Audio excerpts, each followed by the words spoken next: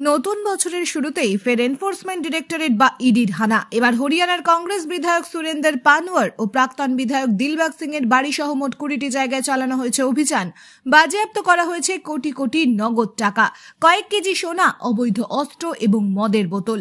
হরিয়ানার বালি ও খাদান দুর্নীতি মামলায় বৃহস্পতিবার অভিযান শুরু করে এনফোর্সমেন্ট ডিরেক্টরেট বা ইডি।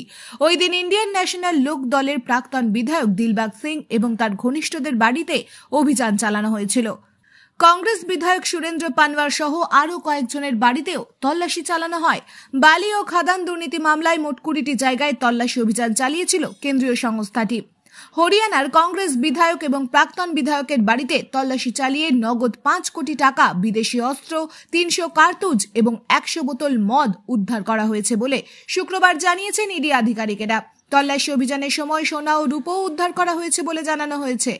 হরিয়ানায় বালি ও খাদান দুর্নীতি মামলায় প্রাক্তন আইএনএলডি বিধায়ক দিলবাগ সিং এবং সোনিপতের কংগ্রেস বিধায়ক অভিযুক্তের তালিকায় রয়েছেন। 4 জানুয়ারি 15 থেকে 20 জনের একটি ইডি আধিকারিকের দল সোনিপতের কংগ্রেস বিধায়ক সুরেন্দ্র পানওয়ারের বাড়িতে অভিযান চালিয়েছিল। বিধায়কের বাসভবন ছাড়াও অফিস ও অন্যান্য জায়গায় অভিযান চালানো হয়। তল্লাশির সময় বিধায়কের পরিবার ও বাড়ির কাজের কর্মীদের ফোন বাজেয়াপ্ত করেছিল ইডির দলটি। তবে বিধায়কের বাড়ি থেকে কি উদ্ধার করা হয়েছে তা কিন্তু জানায়নি কেন্দ্রীয় সংস্থাটি। কংগ্রেস বিধায়কের বিরুদ্ধে একটি বেআইনি ই-রাওয়ানা প্রকল্প চালানোর অভিযোগ করেছেন ইডি আধিকারিকেরা। খনির জন্য বিল ও স্লিপ তৈরি করার একটি অনলাইন পোর্টাল হচ্ছে এই ই-রাওয়ানা। দুর্নীতি এবং কর ফাঁকি রুখতে 2020 সালে প্রকল্পটি চালু করেছিল হরিয়ানা সরকার।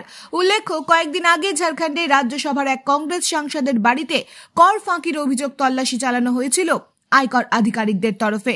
সাংসদের বাড়ির পাশাপাশি অফিসে চালানো হয়েছিল অভিযান।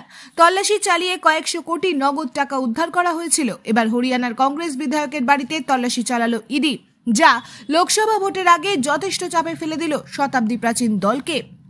ন্যাশনাল ডেস্ক রিপোর্ট, নিউজ অবিকল।